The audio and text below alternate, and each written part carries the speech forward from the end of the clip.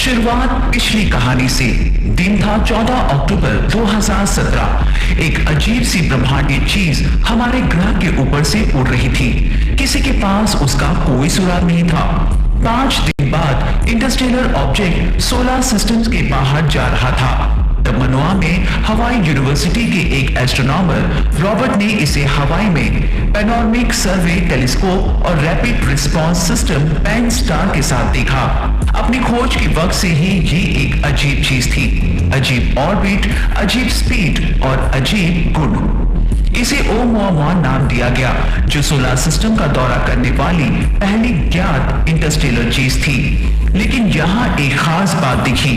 ये solar system में जितनी तेजी से घुसा, उससे काफी तेज रफ्तार में ये निकला और कभी वापस नहीं आया।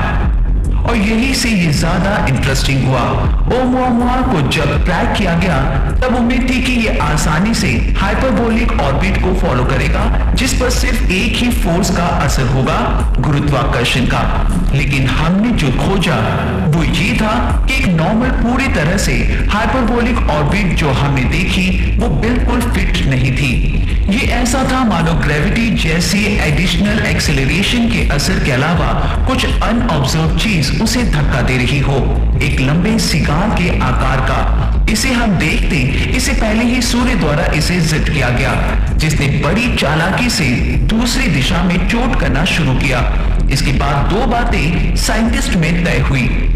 पहला, सूर्य से दूर इसका रहस्यमय एक्सेलरेशन, जिसके बारे में कई सोच के साथ मेल बिठाकर यह पता लगाना मुश्किल था कि ये किस चीज से बना हो सकता है। और दूसरा, इसका अजीबोगरीब आकार। कुछ अनुमानों के मुताबिक ये जितना चौड़ा था, उससे 10 गुना अधिक लंबा था। गुजरते सालों के साथ साइंटिफिक जर्नल्स और ग्लोबल मीडिया में हेडलाइंस में स्पेकुलेशंस की बाढ़ सी आ गई। क्या ये सॉलिड हाइड्रोजन का ब्लॉक है? क्या ये किसी चीज का मलबा है? या जैसे कि हार्वर्ड एस्ट्रोनॉमर एवी लोएब ने सुझाव दिया था कि ये एक आर्टिफिशियल कंस्ट्रक्शन है जो इंटेलिजेंट एक्स्ट्रा टेरेस्ट्रियल सिविलाइजेशन द्वारा बनाया गया हो।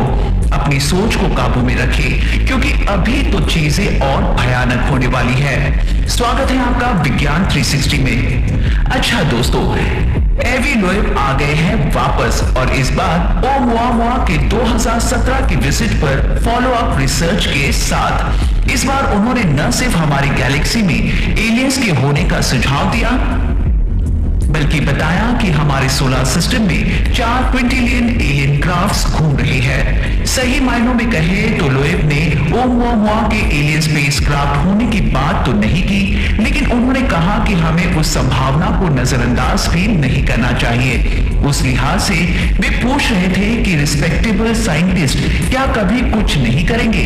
हमारे सोलर सिस्टम में ऐसे कितने ओमुआमुआ होंगे जिन पर किसी का ध्यान ही नहीं गया होगा? लोएब और हार्वर्ड एस्ट्रोनॉमर कैल्सन ने यह देखा कि हमने पहले कितने इंटरस्टेलर विजिटर्स को स्पॉट किया है।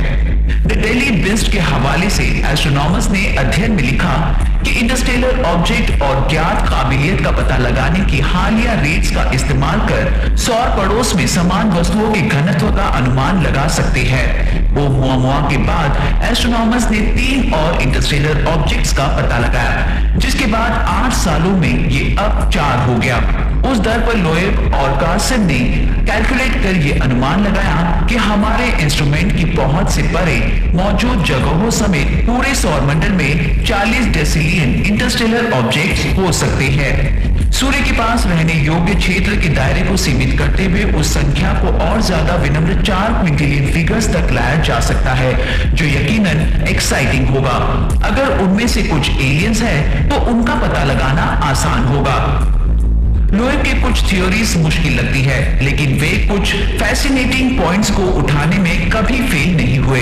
यहां तक कि अगर 4 क्विंटिलियन इंटरस्टेलर ऑब्जेक्ट्स में से ज्यादा स्पेस रॉक बन जाते हैं, जैसा कि लोएब मानते हैं, तो भी ये उनमें से कुछ के लिए एलियन स्पेसक्राफ्ट बनने के लिए काफी जगह छोड़ देता है। लेकिन वो कहां है? पहली चीज जो मेरे दिमाग में आती है वो है काइपर बेल्ट। हमारे सोलर सिस्टम में एक ठंडी, डार्क और दूर की जगह, जो शुरुआत में बर्फ ऑब्जेक्ट्स, बौने ग्रह, डस्ट और धूमकेतु से बने। अब तक करीब 2000 काइपर बेल्ट्स ऑब्जेक्ट्स को सूचीबद्ध किया गया। शोधकर्ताओं का मानना है कि ये संख्या कुल चीजों की संख्या से बहुत कम है, जो वैज्ञानिकों को लगता है बाहर है। लेकिन काइपर बेल्ट में एक चीज है जिसने नासा को आकर्षित किया, और वो है 15810 R1। गूगल सर्च में आपको पता चल जाएगा कि R1 काइपर बेल्ट का ऑब्जेक्ट है, लेकिन क्या ये वाकई चट्टान है? अप्रैल 2016 में नासा का new horizon spacecraft Kuiper belt तक पहुंचा। पहला टारगेट प्लूटो को कैप्चर करने के बाद इसने अपनी दिशा अजीब ट्रैजेक्टरी की तरफ बदली। जी हाँ, हम बात कर रहे हैं 15810 R1, जिसे मौत, युद्ध और अन्य दुनिया के सेल्टिक देवता के नाम पर ये नाम मिला। अब आप पूछोगे कि ये इतना स्पेशल क्यों है?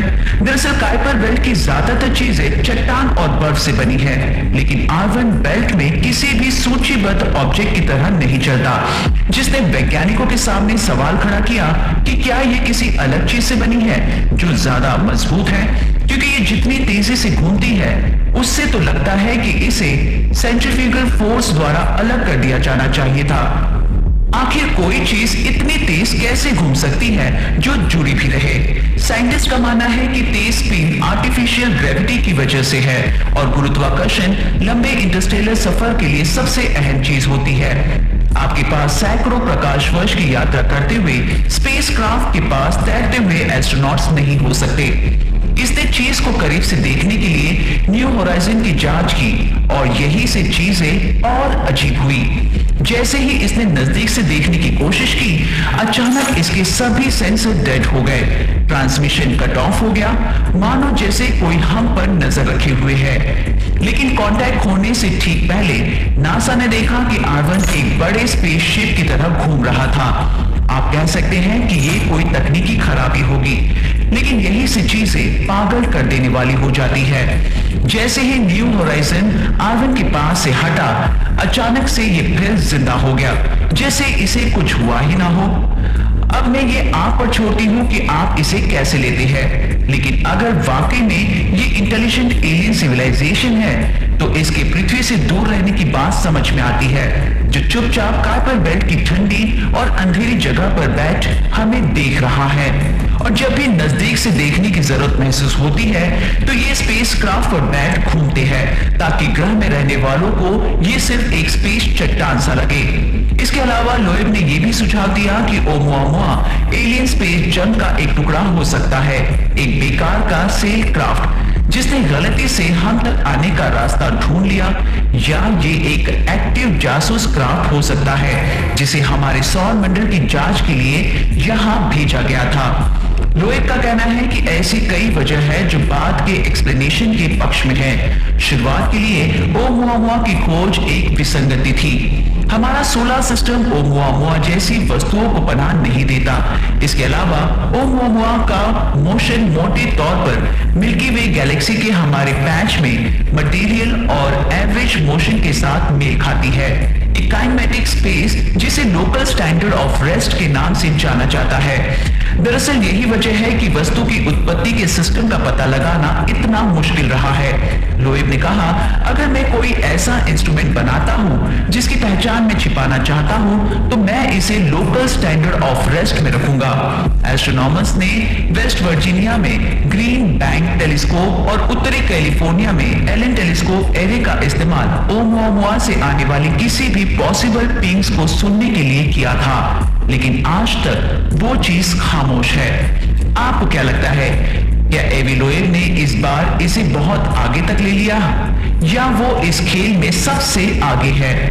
आपकी राय कमेंट कर हमें जरूर बताएं। विज्ञान से जुड़ी ऐसी ही इंटरेस्टिंग खबरों को जानने के लिए हमारे चैनल सब्सक्राइब करें और बेल आइकन को प्रेस करना ना भूलें।